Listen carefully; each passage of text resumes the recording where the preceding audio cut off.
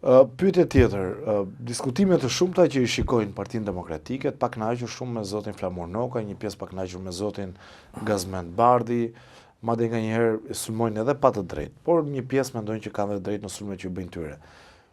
Kaq i fuqishëm është zoti Noka në PD, sa i veshin atij shumë mëkate, apo zoti Bardhi? Që është e vërteta për Flamur Nokën ka një diskordancë të jashtëzakonshme midis asaj se çfarë thonë në opinion dhe realitetit vetëm.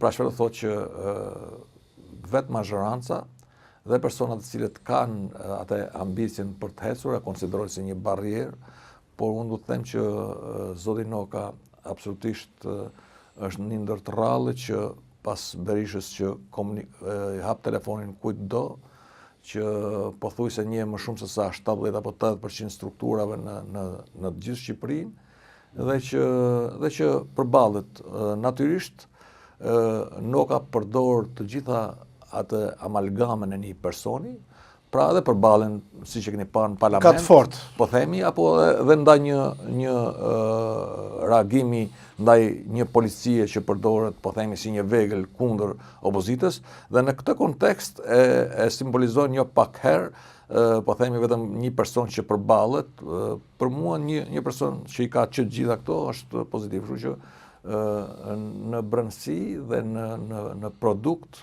për mua është një person që i duhet Partisë Demokratike. E njëjta gjë ndodh, po themi, edhe me Gazbardhin, i cili në aspektin e përballjes dhe sekretari i grupit parlamentar, por dhe të mjaft akuzave që kanë bërë, të gjitha ato kanë qenë me themel, kanë qenë të bazuara dhe që realisht është një vlerë po prapë për PD. Protestat janë në rruga e dur për të rrëzuar qeverinë, zoti Mziu, sepse duket sikur janë futur në një lloj rutine, e njëjta skem, i njëjti skenar.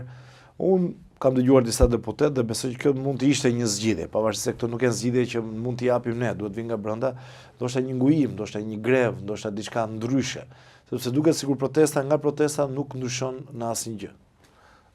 Shiko, protestat, ju e dini shumë mirë që protestat kanë qenë bërë njerë në 3 muaj, 4 muaj, 6 muaj, po dhe në një vit.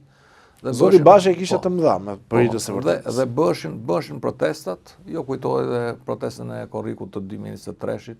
Po, në të parat. Që ishte një ndër më të mëdha të zhvilluar ndonjëherë. Pra, bën protesta masive, normalisht me një interval të gjatë, dhe që bën edhe popullore, bën edhe masive, dhe kjo është arsye. Së dyti, jemi imponuar për të bërë, po themi, protesta, siç janë këto protestat e fundit, që nga ajo e 10-torit dhe deri tek kjo e 8 maj, protestat të cilet kanë vetëm një qëllim.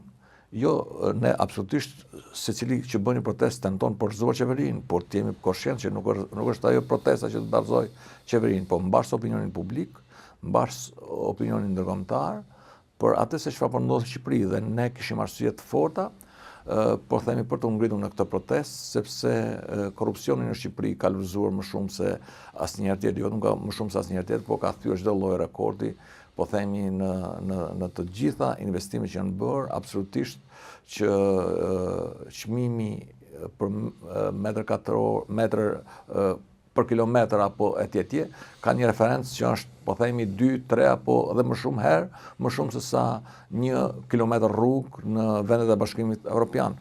E përpasoj me qenë se ndaj zëvendës kryeministës zonjës Balluku pati akuza apo disa akuza, dhe ndërkohë kryeministri që deri në ato ditë thonte që po më han kumbulla dhe dardat pas shpine, erdhi një moment që nuk i lëshoi më si më përpara, por vendosi atë instrumenta duke mbajtur çështjen zvar për 2 muaj apo më shumë, duke përdorur gjykatën kushtetuese, duke shkelur afatet kohore, po themi, të heqjes imunitetit, derisa arriti tek mbledhja e fundit e grupit parlamentar Partisë Socialiste, cilët i urdhëroi që vota atyre do të ishte kundër heqjes mandatit. Në këto kushte ne u detyruam për të bërë këto protesta, po themi, dhe për të sensibilizuar jo vetëm opinionin publik, po edhe atë ndërkombëtar. Absolutisht protestat duhet të ishin mbyllur, Nëse ajo do të kishte shkuar prapa hekurave, apo do t'i nështroj, po themi, si një qytetar tjetër që kur akuzohet Pra, të ishe shkon. pa imunitetin para drejtësisë. Më duket pak anormale, po bëj vetëm një paralelizëm. Sali Berisha, për një ngjarje të vitit 2007, vazhdon dhe shkon 2 herë në muaj, ose një herë në 2 javë, paraqitet në SPAK. Dhe ndenjë 333 ditë në arrest shtëpie. Ndërsa Balluku, që ka një lumë akuzash, as nuk ka detyrim paraqitje dhe as arrest shtëpie, por vazhdon që të jetë drejtuese politike e çakut Fierit, e përpasoj pothuajse 70 apo 80% e ministrave janë vendosur nga dora e Ballukut, pra çfarë thotë që influenca e saj është edhe më e madhe se sa më përpara, dhe ky është dallimi. Pra, kjo është arsye që ne kemi dalur. A mund të bëheshin protesta tjera ndryshe? Absolutisht po. Na ka imponuar edhe vetë policia për të patur një sjellje të tillë, se sa herë që dalim ne në protest, shohim që makina, po themi, pafund duke përdorur, po themi, ujë, apo topa ujë, apo me djeks, duke përdorur, po themi, gaz plotësies. Janë regjistruar edhe disa protestues të huaj.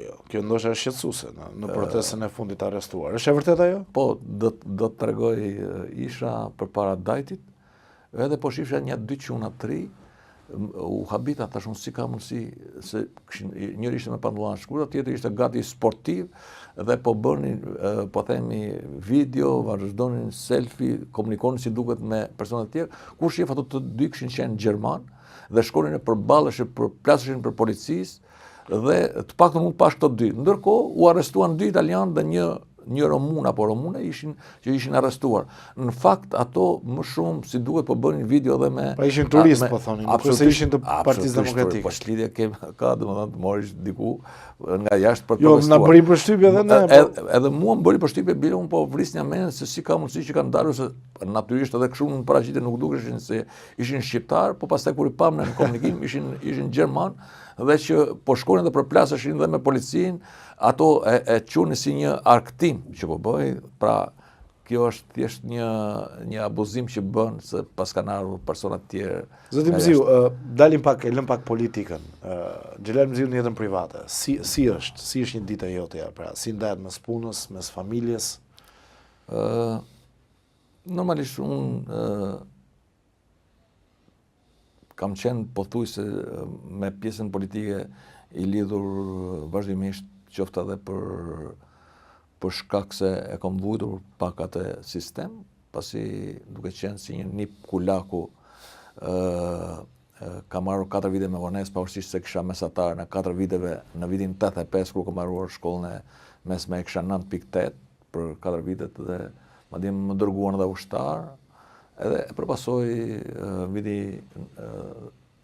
dhjetori 90, absolutisht ishte një zgjidhje e dëshirës time për të qenë pjesë e Partisë Demokratike.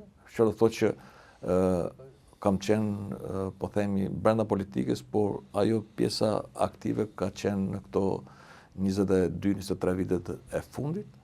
Pra që do thotë që dashje pa dashje, në raport me familjen e ka privuar pak familjen, por që është tipi im që nuk duhet jam shumë aktiv për qenë, po themi, në komunitet, atje ku jam kur isha në Kams, po themi, dhe në qakun e Dibrës, por mundohem për të gjetur edhe kohën e nevojshme, po themi, familjes, pra për të bërë një harmonizim. Si përjetojnë ata, këto sulmet, debatet, besoj ndjekin? Normalisht ka efektet e saj negative. Thonë ndonjëherë, pse ju futet, isha më mirë bëje një gjë tjetër. Kujtohet vitin 2013 atëherë që më bën dhe një arrest dhe vajta bëra 24 ditë Po, më kujtohet. Për një rrugë që as s'ishte bërë.